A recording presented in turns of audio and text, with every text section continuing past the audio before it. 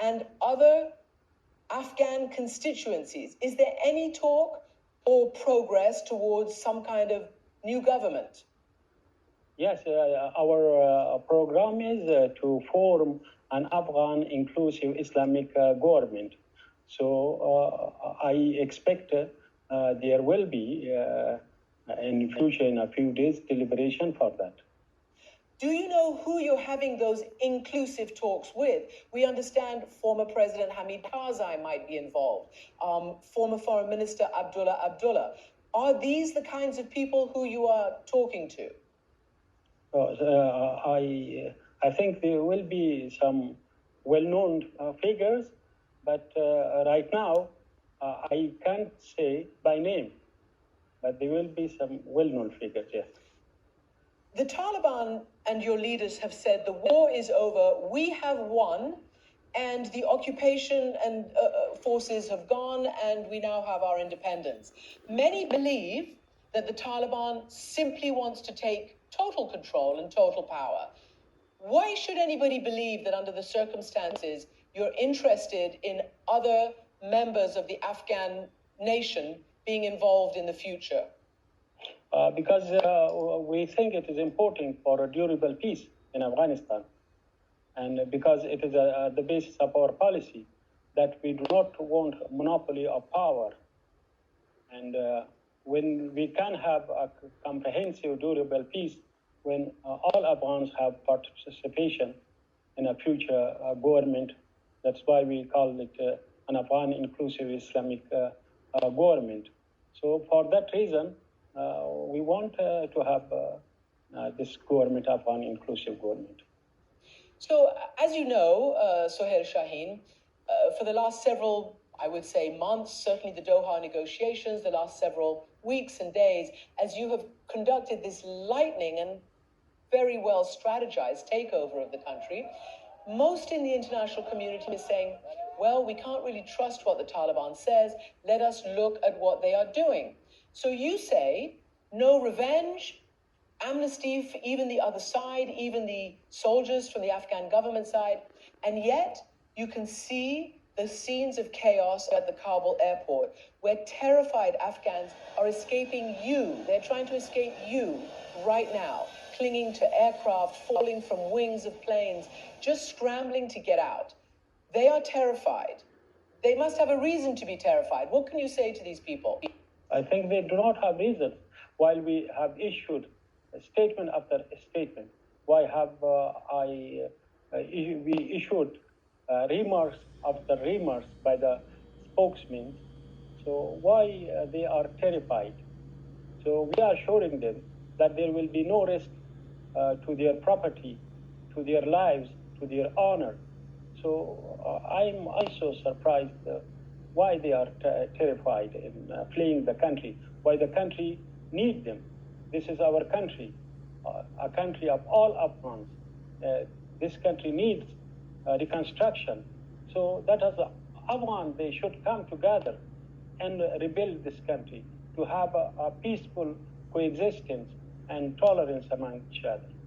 So obviously, Suhail Shaheen, many remember what happened when you were in charge in the late 90s, before 9/11, and there was a lot of revenge and a lot of retribution. But let's talk about just the last few weeks and months. As you know, we have discovered a video that's been all over the air from July with Taliban fighters executing 22 Afghan commandos who were trying to surrender. That is a terrifying thing.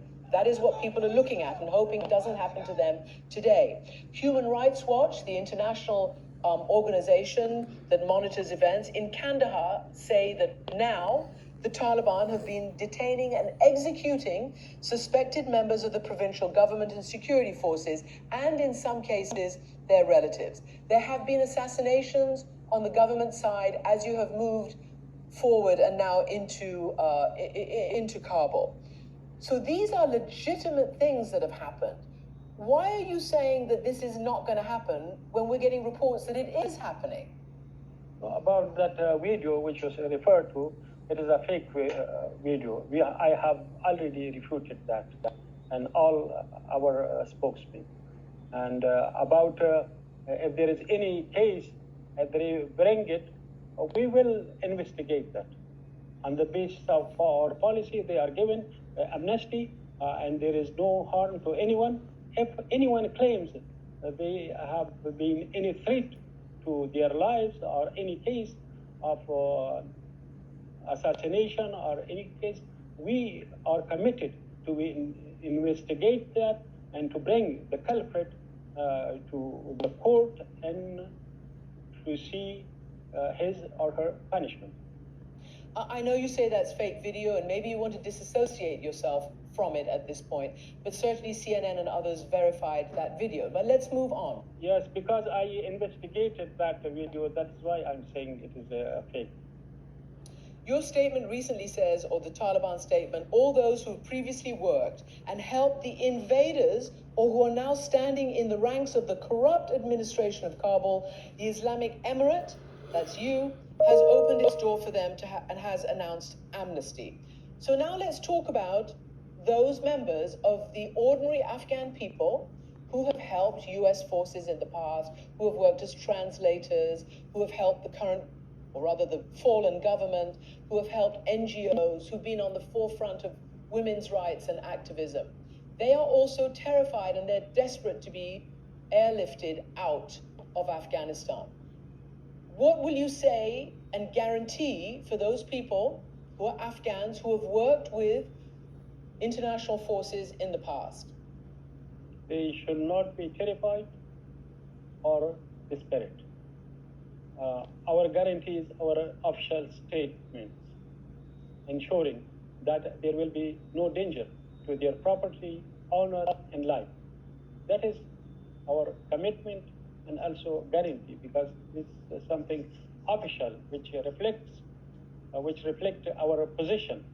So, and they can see right now in the districts that are under our administration.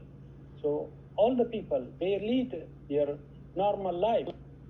The schools are open, the offices are open, the businessmen do their trade and business. So this is a practical example. So why they are terrified? They should not be terrified. Well, they report, and we're hearing interviews from, let's say, inside Kabul, that the Taliban are setting up checkpoints in various neighborhoods, that they are very afraid of house-to-house searches, that many have gone to try to hide, particularly those who are more prominent and who may be known for having helped international forces, etc. And they're very concerned, as one said, that should the Taliban come to their house and recognize them, quote unquote, they will get their head cut off. This is a very real fear, and it's not based on nothing. It's based on what happened the last time you were in power. So have you changed that much? And again, apart from your words, why should people believe you? About the checkpoints, they are that to prevent any insecurity, that the thieves, the burglars, and the kidnappers not carry out what they want to do. That is for this. These checkpoints are for the security of the people. These checkpoints have not been set up to harass people. So, because there was a welcome before that, we issued a statement that our forces are instructed to remain at the gates of Kabul city and not to enter the city. But when the Kabul administration forces, they left their position and their police station and everything, and there was a vacuum. The burglars, the thieves, they came, they were looting people's properties, houses. That is why we were forced to enter the Kabul city. Now we have set up the checkpoints in order to prevent anarchy, a chaotic situation, and to maintain the security of the city. So they should not be worried, rather they should be happy with that.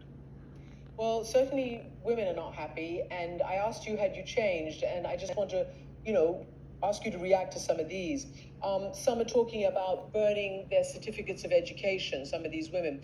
And we've already heard from our own correspondents on the ground that, the Taliban asked one of our female correspondents, to move aside because she was a woman.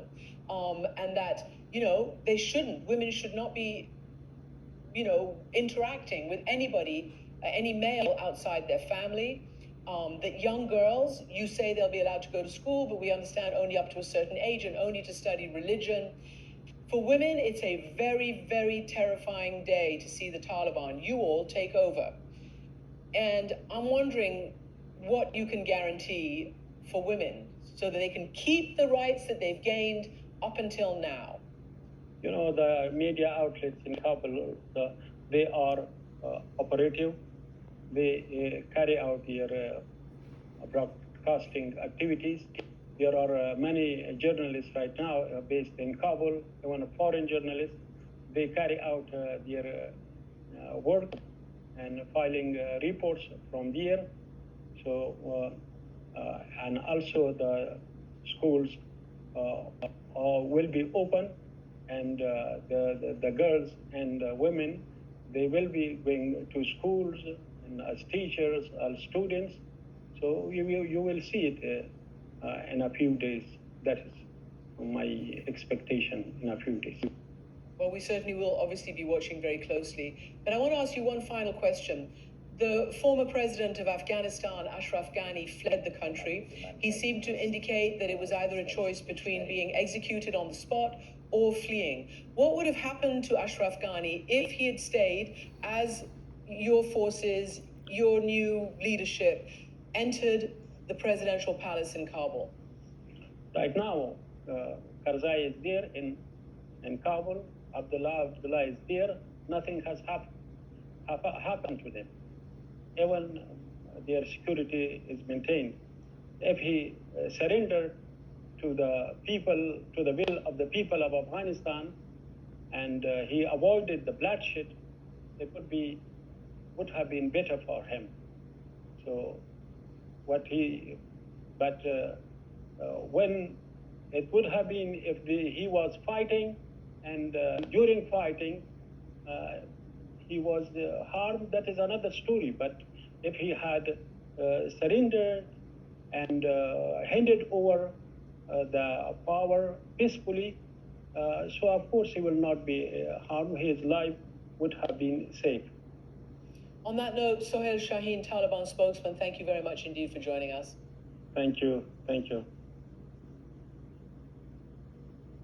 Fazia Kofi.